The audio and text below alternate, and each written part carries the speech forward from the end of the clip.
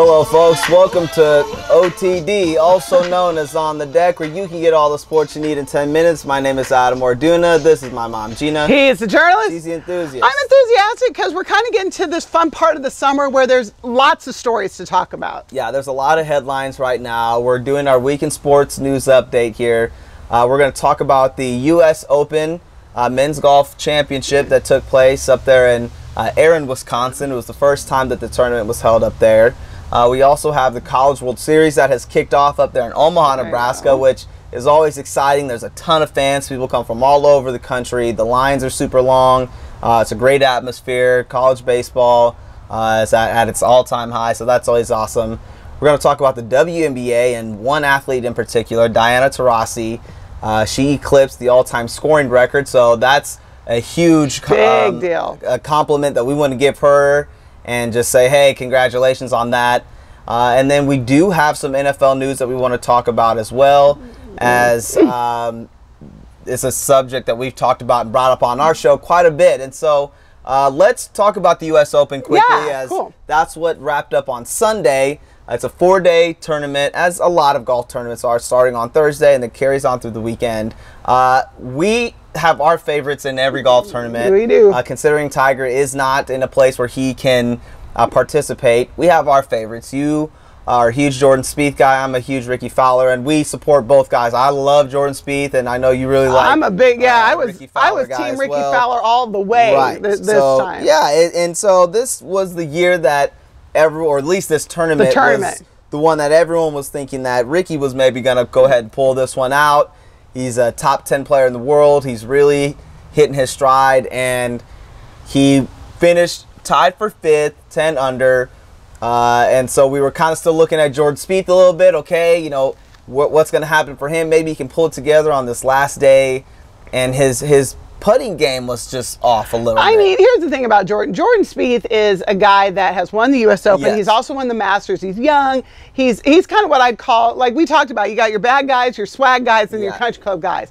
Jordan kind of falls in the country club part of it, but he is a Big 12, former golfer. Yes. He's not like a snobby country club guy. He's just a guy that, you see him, he's a golf guy. But he also has a lot of swag too. I've been a big fan of his, and he's got a great drive. He was having a little trouble, especially around the 3rd day. Couldn't get on the greens as much as he wanted to.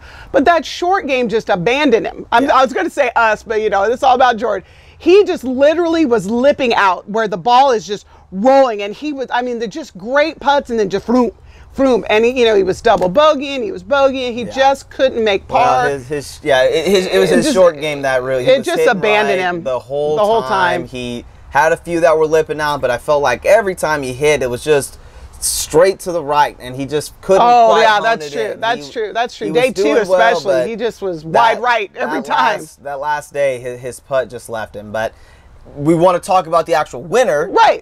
And Brooks Koepka is the first time that he won. Congratulations, Brooks. 16 under, was really having a great tournament. He balled out. There was a lot of other notables. Justin Thomas, excuse me, was out there doing a great job. There was a couple other guys out there that were kind of outliers that we weren't expecting to kind of make noise. Well, and thinking of outliers, Dustin Johnson didn't even make the cut. He did. Jason Day, you talk about a guy who had a bad day. Yeah. I mean, my goodness. Yeah, exactly. I think he did a quadruple bogey on Bubba Watson didn't make the cut, and Phil Mickelson wasn't in the tournament. So we got a brand new leader. It opened up the field. Sergio Garcia won the Masters, didn't do very well at the U.S. Open. I think he finished 4 under. Right. So it opened up the field for some other guys to go out there. And Brooks Koepka, who's a well-built athlete, well, he's a baseball player, so he's got a good upper body, and he can drive the ball down the course. Yeah, he can drive the heck out of it. And he was doing well. He had a great tournament, finished 16 under, and got his first U.S. Open championship. So congratulations to Brooks, good for you, Brooks. And we'll see what happens with his future coming up. Well, I think the British Open's coming up next, so we'll see. Next big one. Right. They play all the time, but that's the next one. There's a million tournaments. There's always a tournament somewhere. Well, let's talk about some stuff going on back home. Like, we're home now, but we got a back home, because we're originally from Nebraska. Yes. So again, we got the College World Series. A lot of good teams in there. LSU, Oregon State, Florida State, TCU. It's a great tournament, as we said earlier. Cal State Fullerton. Yes, exactly. The team that won it last year was Coastal Carolina for the first time ever. And we were kind of hoping that maybe Nebraska would get in after they won the regular season Big Ten championship. Yep. But they had a tough draw there within the regionals, as Oregon State was the one that came out of that regional. But there's a lot of good teams out there, and so we're going to stay tuned and keep watching. Yeah, there's a lot more updates. The tournament continues on.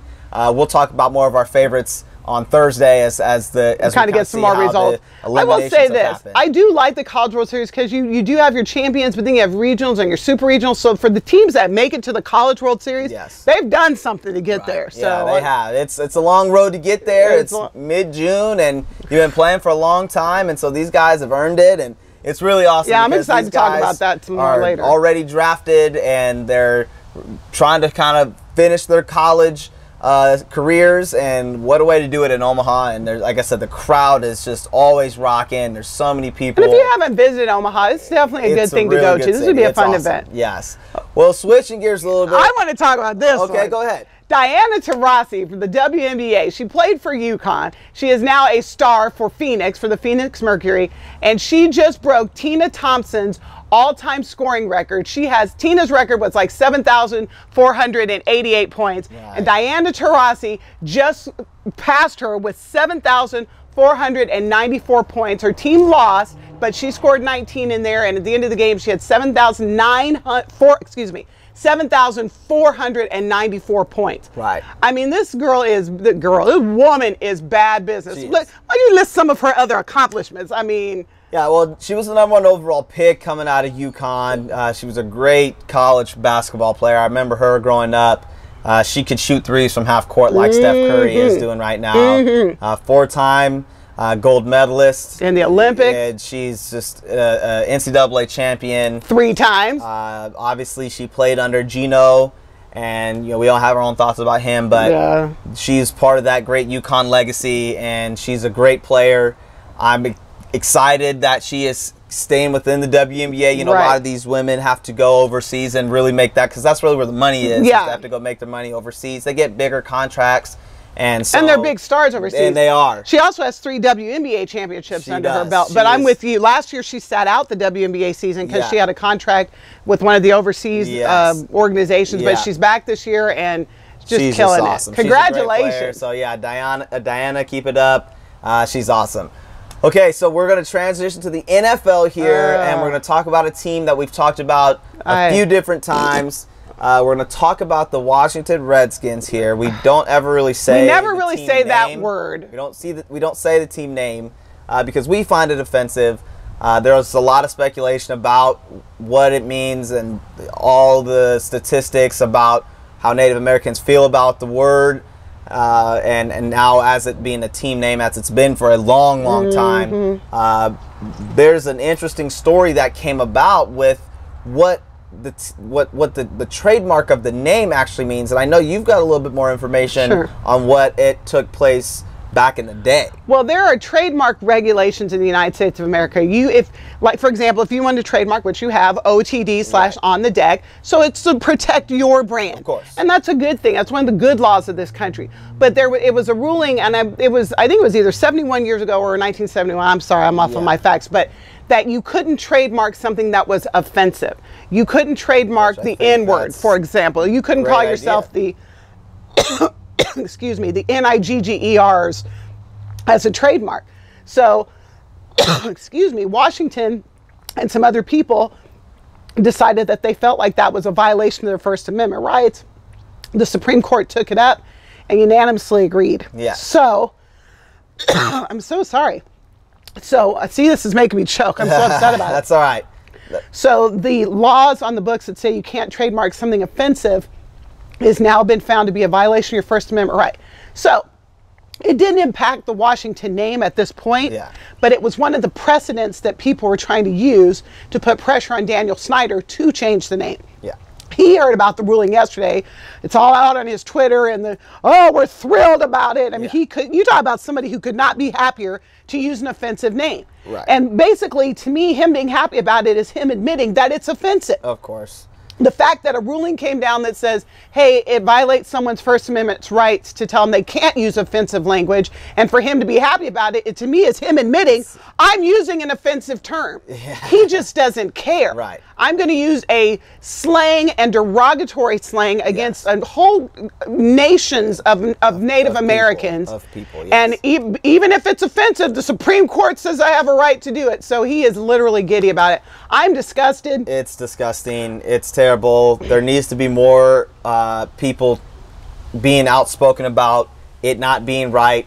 But until that, it's going to continue to be what it is, obviously, with the Supreme Court making its ruling. Sorry about it's that. just one of those situations that we just have to keep bringing it up, keep hammering it down. Change the name, change the name, change the name, as we can about changing that name. But we'll see what happens in the future, and hopefully I have a lot more to say about it, but hopefully this is just the update. Make an impact. Yeah, exactly. Well, that's all we have for the Week in Sports News update. We want to say we appreciate your time, folks. Subscribe to our YouTube channel, type in my name, Adam Orduna, and like our Facebook page, type in OTD. We'll see you again, folks.